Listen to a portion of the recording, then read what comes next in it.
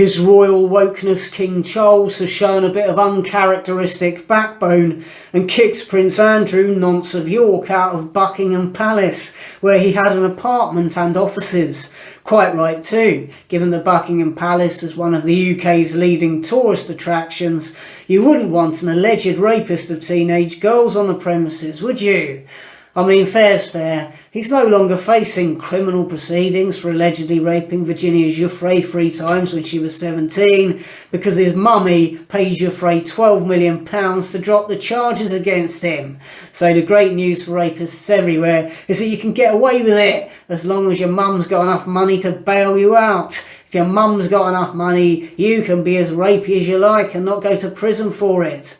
This eviction from Buckingham Palace comes as it looks like Prince Andrew is going to attempt to overturn the £12 million settlement his mum struck with Virginia Giuffre last year just before she popped her clogs.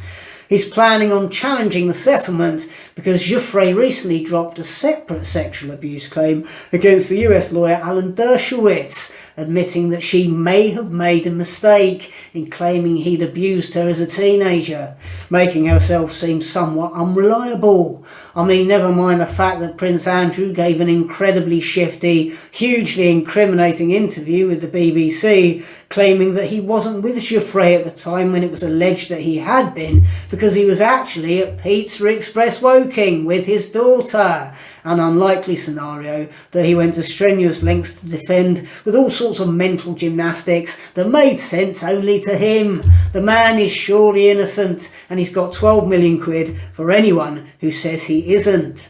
Now he's got Ghislaine Maxwell's brother, of all people, coming out in his defence, citing evidence from Giuffre that she was sexually abused by Prince Andrew in the bathroom of his sister Ghislaine's townhouse in Belgravia.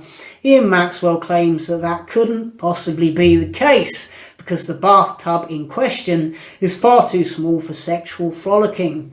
And he even staged a photograph with two of his associates sitting in the bath together with Prince Andrew and Virginia Giuffre masks on, demonstrating how difficult it would be to engage in sexual activity in such a confined space, a photograph he released to the press and which the Telegraph subsequently used to print an article with the headline, "The Photo That Clears Prince Andrew of Bath Sex," oddly taking it upon themselves to seemingly exonerate the mentally subnormal royal nonce of all dubious activity. Far be it from me to suggest that Prince Andrew's got a mate at the Telegraph to whom he bunged a brown envelope in exchange for printing that absolute tripe, but it doesn't seem beyond the realms of possibility, does it? Everybody involved in this hideous scandal, be it Epstein, Ghislaine Maxwell, Prince Andrew, Maxwell's brother, or Virginia Giuffre herself for that matter, are extremely rank specimens of humanity. Could there be anything more preposterous than the obnoxiously rich taking chartered jets to a private island to spend the weekend raping underage girls? Could there be any more damning indictment of humanity than that? If we can't throw him in prison, it's nice to know that at least Prince Andrew's brother can kick him out of Buckingham Palace.